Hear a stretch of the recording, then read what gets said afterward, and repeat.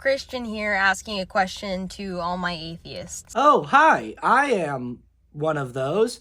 What's your question? Have you ever considered that, if your belief system is wrong, there is an eternal punishment, unfortunately, if you are wrong? But if we're wrong, the Christians are wrong, and it's just, black after all of this when you die, then, what do Christians have to lose in what we believe? Okay, so you're asking if I've ever considered Pascal's wager before? Yes, I have considered Pascal's wager. I think it's safe to say from the way that you're presenting this video that you were not aware of the existence of Pascal's wager and that you seem to think that you have discovered it for the first time just now. But Pascal's wager is nothing new. This is a very old thought experiment that has been used by Christians for at least 400 years to rationalize a belief in a supernatural deity for whom there is no evidence, or at least for whom there is grossly insufficient evidence. Few problems with Pascal's wager. One is I could easily just flip it around on you. I could say, I believe in a religion that says that all Christians are going to spend eternity in hell if they don't stop being Christians, if they don't disavow Christianity before they die. Given this new information, you're now taking the exact same risk by being Christian that you think I'm taking by being atheist. But I bet if we were speaking face to face, you'd say, no, I don't take that seriously because you just made that up and I actually feel a really deep spiritual connection to my faith. And that's the other problem with Pascal's wager, is it sort of diminishes the significance and the weight of your personal spiritual and emotional connection to your faith. When you use Pascal's wager, it doesn't sound like you believe in Christianity because you feel it really deeply on a personal level. It sounds like you believe in Christianity because you're afraid of the consequences of not believing in Christianity, which just frankly isn't a very compelling argument. It just sounds like you're letting your entire life be dictated by a highly irrational fear of a magic space wizard who's threatening you with eternal punishment if you don't swear allegiance to him. You have no good reason to believe that these threats are real or that the space wizard is even real, but the people who originally told you all the stories about this vindictive space wizard that would eventually form your worldview were really convincing, and they did a really good job at scaring the shit out of you. But that's honestly what's so disturbing to me as an atheist about Pascal's wager when it's proposed to me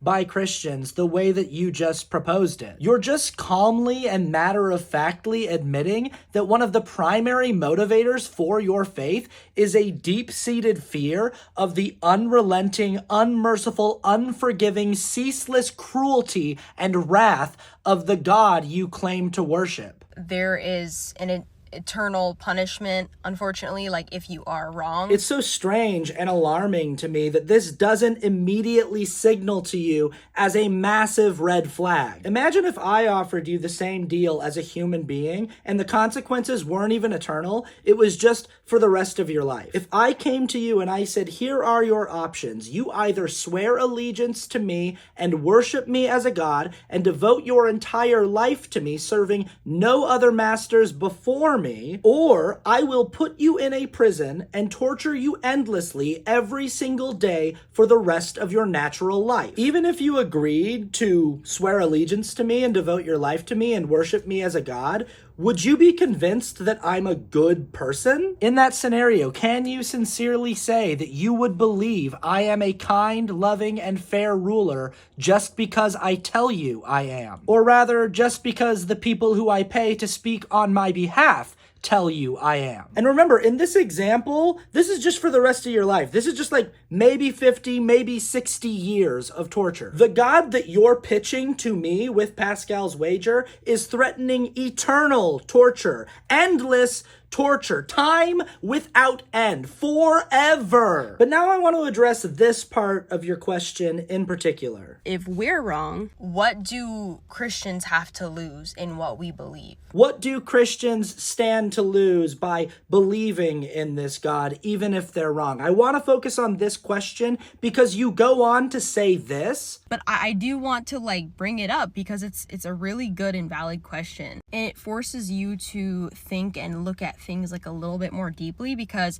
I know that we don't have to worry about death right now, but someday we will. And I agree, Pascal's wager is an interesting thought experiment. It's an interesting question for people grappling with faith to consider. But I don't think that you've actually thought deeply enough about this wager. You ask that question, what do we stand to lose, as though the obvious answer is nothing. But I would implore you to spend time thinking more deeply about the implications and consequences of turning your life over to a false ideology. If I'm right as the atheist and you're wrong as the Christian, then that means this might be your one and only shot at consciousness. This might be the one and only time you'll ever get to experience the strange magic and confusing torment of existence. And if that is true, if this really is your only chance to be a thinking, self-aware entity, if no day is guaranteed and the best you can hope for is 100 years of a conscious experience, then you really have to start thinking deeply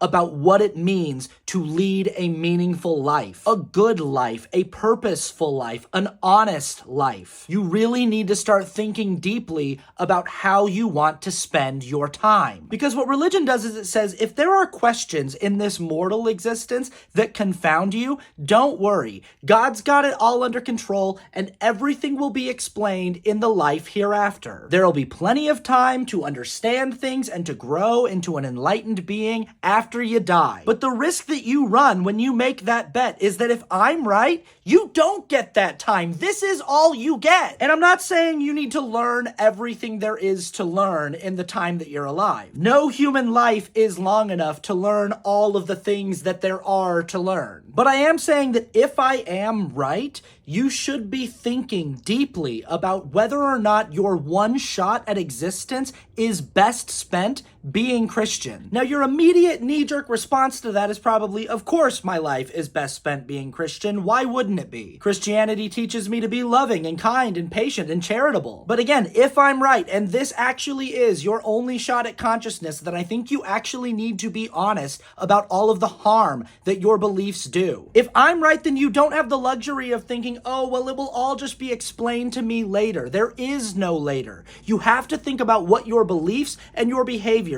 say about the kind of person you are and the kind of life you're leading now. If you're a Christian person who has a lot of queer friends and it makes you feel weird every time you have to say that their identity is a sin and an affront to the God that you believe in, if you don't understand what is so wrong about being trans or being gay, but you say that it's wrong anyway because that's what you think God wants from you, and because you believe it will all make more sense after you die and it will be explained to you in a way that you can more easily understand, you have to consider the part of Pascal's wager where there is no existence after this one. Because what that means is you spent your one and only life being cruel and bigoted toward your queer friends for no reason. Maybe you're a Christian who finds it hard to justify the Bible's stance on slavery. You don't understand how the God you worship could be so okay with people owning other people as property, but you're sure that it'll be explained to you in a way that you can understand after you die. Well, if there is no afterlife, that means you spent your entire life being a slavery apologist and you didn't need to. In really material and substantive ways, religious people deny themselves all kinds of fulfilling experiences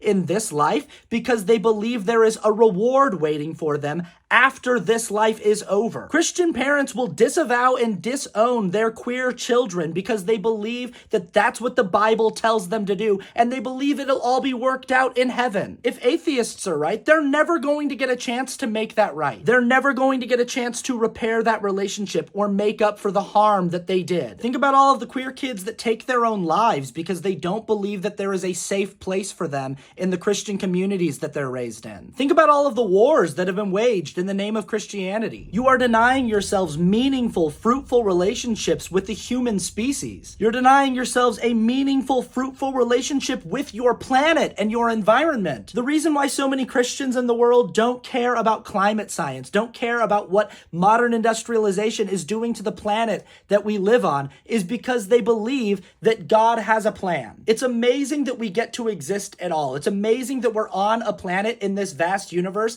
that can sustain life, and you might be completely wasting the immense gift of consciousness and existence because you're betting it all on a fairy tale. I promise I'm not saying this to be rude or disrespectful. I'm saying this because I want you to take your own advice and think deeply about the question that you asked. What do you lose by being Christian if you're wrong? There is just so much in the world that you could experience and learn about and understand, and you are choosing to remain consciously ignorant. You are choosing to remain a misinformed bigot in many cases. And you might be doing all of this completely unnecessarily. Believing that there is infinite time in some potential afterlife to fix your mistakes and grow into a more enlightened and wise person often prevents people from addressing their bad behaviors and mistakes in this life. But if you're wrong, you're going around doing all of this harm for no reason. You're wasting your one life and ruining the planet for future generations for literally no reason. And again, even if you're right, I don't want to worship the God that you're talking about, and I don't know why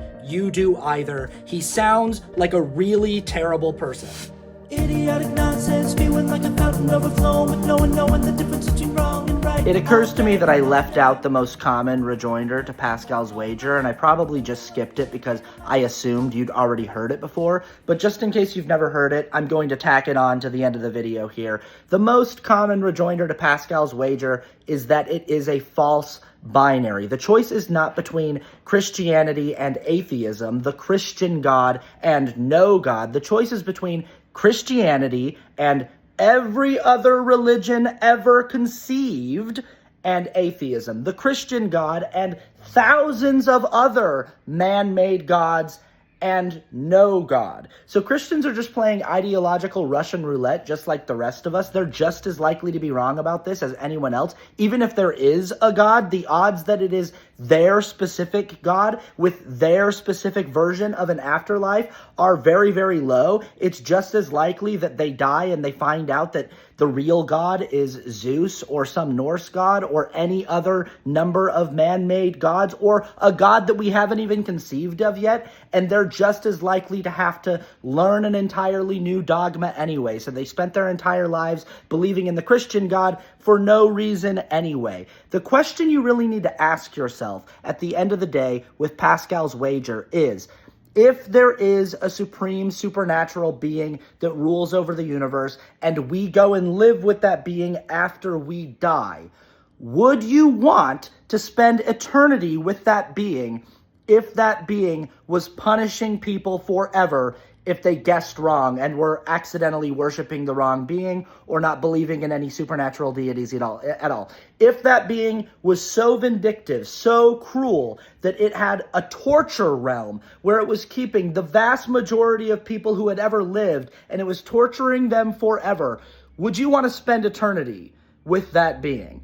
And I feel like a lot of believers are like, yeah, I mean, I don't want to be in the torture realm, but it's like, but do you feel safe spending eternity with the person who created the torture realm? Do you feel like that's a safe way to spend your entire afterlife? You're going to spend all of eternity walking on eggshells, hoping you don't piss this entity off because it has shown you that it is an incredibly vindictive and cruel being that doesn't show forgiveness easily. The only God worth worshiping is a God that would forgive you for guessing wrong and worshiping the wrong God or worshiping no God at all. A God that would allow you the grace to continue to learn and grow in the afterlife.